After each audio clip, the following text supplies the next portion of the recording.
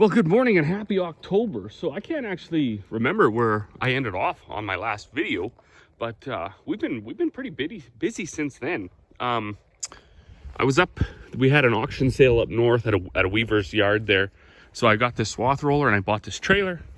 I mean, every farm needs a trailer, and all we had up until this point was this really light duty gooseneck. So this will be a better trailer for us.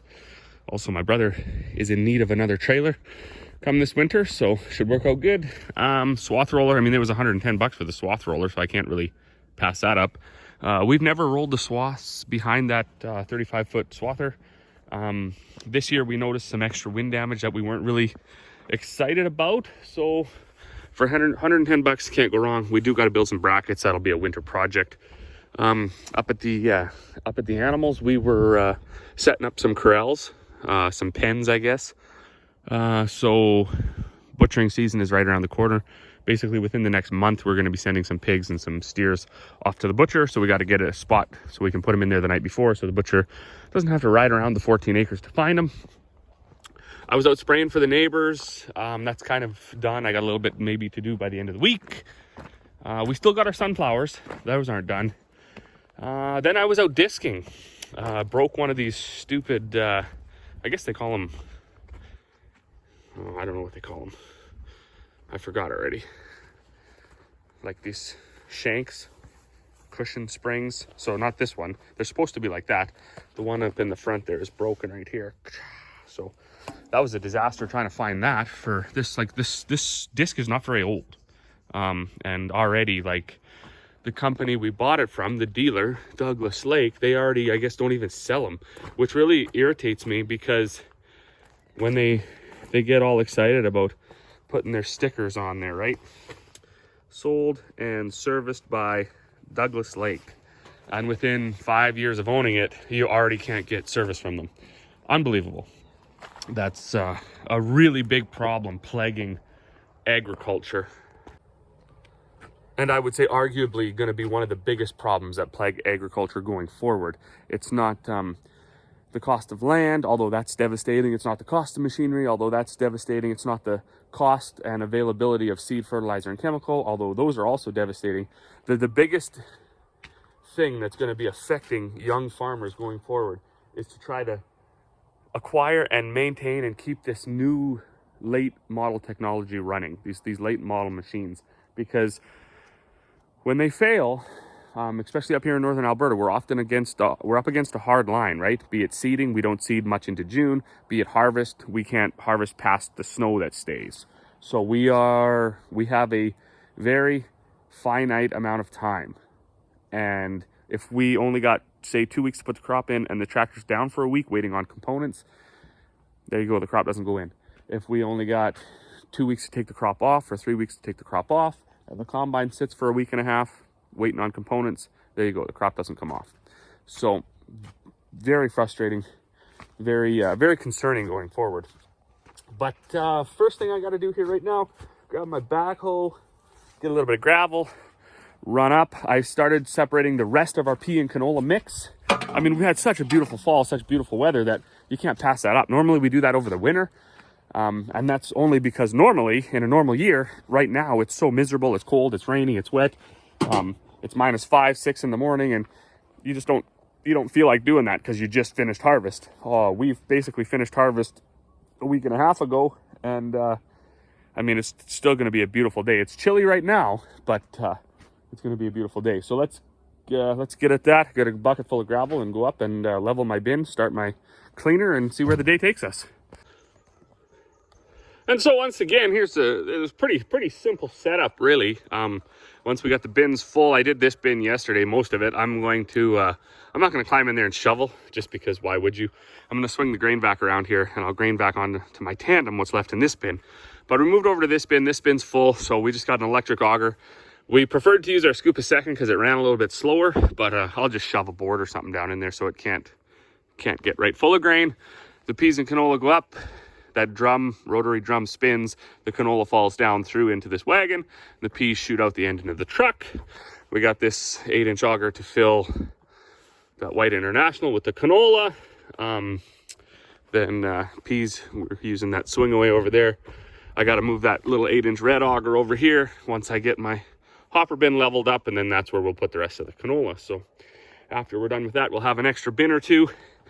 It is kind of nice to have a little bit of storage going through into the winter, you know, a couple thousand bushels or so of empty bins, just in case you need to move some grain around or something like that. So it'll be nice to get this all cleaned out. We won't have to do that over the winter. And then we'll know exactly how many bushels of canola we have, exactly how many bushels of peas we have, and we'll have one extra bin to shuttle some grain around if we need to. Well, good evening. Not sure exactly where we left this off at, so we'll just start here. But broken shank, I guess. So these hold the gangs there of the disc. I'm not sure if that's what you call all that stuff. I think it is. See, that one's broke. Boom. So called my local Landall dealer. We bought this. I don't think this disc is more than 10 years old. Proudly says right here, sold and serviced by Douglas Lake, Dawson Creek, Grand Prairie. Called the Grand Prairie the branch. That's where I bought this from. Oh, we don't sell Landall. I said, well, I have a sticker and a big piece of machinery that says a big implement that says otherwise. Oh yeah, no, well, we used to. We don't carry that anymore. I thought, well, okay, well, I guess whatever. I used to throw it in the bush or what? Can you get me this shank? No. Well, yeah, maybe it's $260, but I'm not sure where we'd get it from. Don't know where they are. Okay. So I was on a callback scenario from that guy. While I was waiting, I went on Landall's website, tried to find a dealer in my area, listed Prairie Coast. That's our local John Deere dealer. So I phoned them. Nope, we don't do that. We don't have none of those parts. I don't think we carry their stuff. Okay, fair enough. Now, because I'm invested and I'm interested, I called Fairview. Oh yeah, no, we can get it. We don't stock it though. So I don't know when it would get here. Nobody knew a price. Only the Douglas Lake guy knew it was $260. So then I phoned Landall and I was like, all right, this is kind of silly because this machine is fairly new, low houred, low acred, and we can't even get parts. Already can't get parts.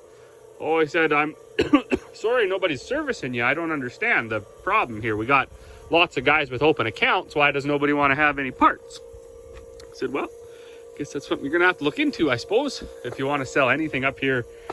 I mean, people are going to want service, right? They're going to want parts. Oh, he said, well, give this Future Ag in Central Alberta a shot. Well, Central Alberta for me is like 7 hours, 8 hours drive. Now, not that I needed the part and you can get it shipped. So anyways, that's not the point of it. So I phoned Future Ag. Oh yeah, we got them here. Not at this exact branch, but you know, our branch down the road has them. And yeah, they're $160. So now if you were listening, that's already $100 cheaper than my local dealer that actually sold the machine. I said, okay, well, what about shipping? Oh yeah, $30 shipping, we'll get it up to you. So that was like 2 days ago I ordered this up and it just come here this evening. So I don't know what the point I'm trying to relay with that whole scenario. I guess there are unnecessary difficulties in agriculture. And one thing I would think is an unnecessary difficulty is a dealer of any size. I don't care if you're massive, traded on the stock exchange, or if you're a small independent family-owned dealership. There's not a lot to a disc. There's not a lot. These discs themselves are often, they are changed, but that's a major job. So when you go into your dealer and you're like, yeah, I want to do all my discs, you're most likely going to be looking at an ordering scenario, and it's going to be a big thing. It's going to be expensive, and that hasn't stopped your machine in the field.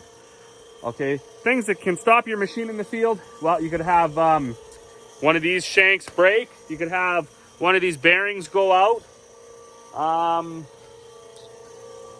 Yeah, that's about it. Those are the only two things on a disc that could break and put your equipment down, and you cannot operate it now until you get that fixed.